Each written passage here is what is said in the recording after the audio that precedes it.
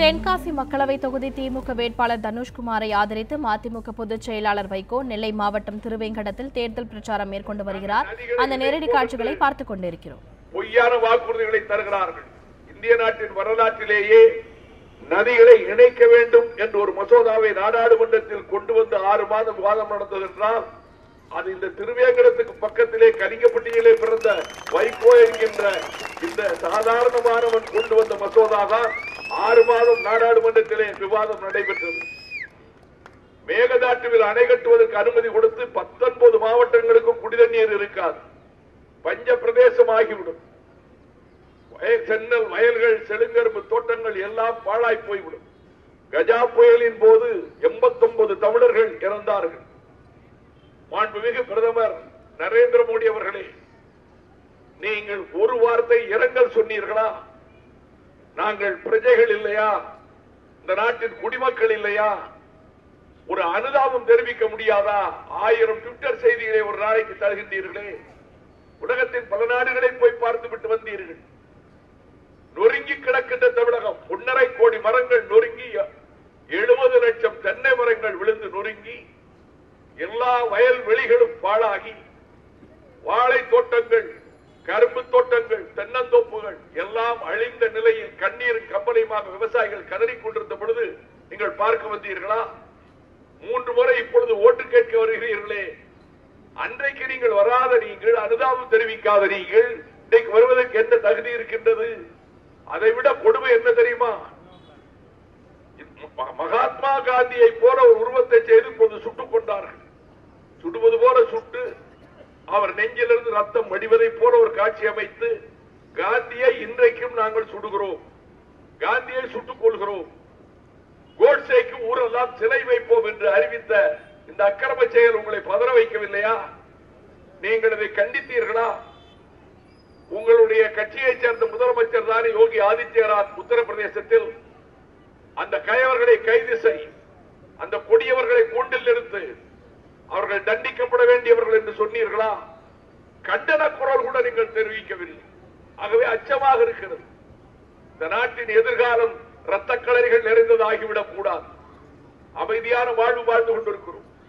விவசாய பெருமக்களுக்கு இங்கே இருக்கிற ஒரு அரசு சுயமரியாதையோடு போராடக்கூடிய சக்தி இழந்த அரசாக மாண்புமிகு எடப்பாடி பழனிசாமி அவர்கள் அரசு இருக்கிறது. காரணம், அவர்களை சுற்றி வளைத்து முற்றுகையிட்டு தாக்குகின்ற ஊழல் குற்றச்சாட்டுகள். ஒரு பக்கத்திலே குட்கா போதைப் பொருள் ஊழல் குற்றச்சாட்டு, இன்னொரு பக்கத்தில் 400 கோடி பருப்பு வேற ஊழல் குற்றச்சாட்டு, இன்னொரு பக்கத்தில் ஆம்னிபஸ் பேரத்திலே நடைபெற்ற ஊழல், ஹைவேஸ் பிடபிள்யூ டெண்டர் ஊழல், கல்லூரிகளில் சுயநிதி கல்லூரிகளில், பல்கலைக்கழகங்களில் ஆசிரியர் நியமனத்தில் ஊழல். இப்படிப்பட்ட ஊழல் குற்றச்சாட்டுகளில் சிக்கியதால் தான் நீங்கள் நீட் தேர்வை ஒப்புக்கு தீர்மானம் போட்டீர்களே தவிர அதை தடுக்க முடியவில்லையே. தினத்தந்தி பத்திரிகை நிருபர் கேள்வி கேட்கிறார் நரேந்திர மோடி அவர்களிடம். 2 நாட்களுக்கு முன்னால் 8 கால செய்தி நீங்கள் படித்திருக்கலாம். நீட் தேர்வை ரத்து செய்வீர்களா? தமிழகத்திலே பெரிய கவலை இருக்கிறது மாணவர்களுக்கும் பொதுமக்களுக்கும். பதிலே சொல்லவில்லை நம்முடைய பிரதமர் அவர்கள். ஆனால் வீடுகளில் இருக்கக்கூடிய பிள்ளைகள் பெற்றோரிடம் சொல்லுகிறார்கள், அண்ணனிடம் அக்காரிடம் யாருக்கெல்லாம் ஓட்டு இருக்கிறதோ அவங்க கிட்ட சொல்றாங்க, நீங்க உதயசூரியனுக்கு ஓட்டு போட்டுருங்க, அப்பதான் நாங்க டாக்டர் ஆக முடியும், நீட் தேர்வு எழுத வேண்டியது வராது என்று வீடுகளில் இருக்கக்கூடிய பிள்ளைகள் சொல்லுகிறார். இந்த பகுதியில் பயிர் காப்பீட்டுக்கு பிரீமியம் செலுத்தியதுதான் மிச்சம். எத்தனை விவசாயிகள் கிடைக்காமல் பரிதவித்து போனார்கள். ஆனால் இந்த பயிர் காப்பீடு, இந்த இன்சூரன்ஸ் என்ற பெயரில் எஸ்ஆர் கம்பெனியும் ரிலையன்ஸ் கம்பெனியும் ஆயிரக்கணக்கான கோடிகள் சம்பாதித்து விட்டன. எனவே பயிர் காப்பீடு திட்டத்திலும் விவசாயிகளுக்கு பெரிய மோசடி, பெரிய ஏமாற்று ஏற்பட்டு விட்டது. எனவே வரப்போகிற ஆட்சி 22 சட்டமன்ற தொகுதி இடைத்தேர்தலிலும் திராவிட முன்னேற்ற கழகம் வெற்றி பெற்று திராவிட முன்னேற்ற கழகத்தின் ஆட்சி வரும். விவசாய கடன்கள் ரத்து செய்யப்படும், கல்வி கடன்கள் ரத்து செய்யப்படும், நீட் தேர்வு ரத்து செய்யப்படும். அதே நேரத்தில் இன்னொன்று, ஸ்டெர்லைட் ஆலை எதிர்த்து 22 வருடங்களாக உங்கள் வைகோ போராடுகிறார் என்பது உங்களுக்கு நன்றாக தெரியும். மே 22ஆம் தேதி போற வருடம் அமைதியாக பல்லாயிரக்கணக்கான மக்கள் வியாபாரிகள் என்றவுடன் நான் சொல்லுகிறேன், இங்க நிறைய கடைகள் ரொம்ப வருஷமாக இருக்கிறது. இந்த பகுதியிலேயே ஒரு வியாபார சந்தை என்று சொன்னால் அது திருவேங்கடம் தான்.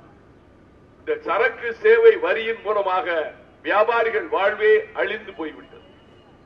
இனி அவர் இன்னும் என்ன செய்ய போகிறார்? யூக வர்த்தகம், ஆன்லைன் வர்த்தகம், வால்மார்ட் போன்ற பெரிய நிறுவனங்களை கொண்டு வந்து இந்தியாவில் தமிழ்நாட்டில் ஆங்காங்கு பெரிய மால் வைத்து விடுவார்.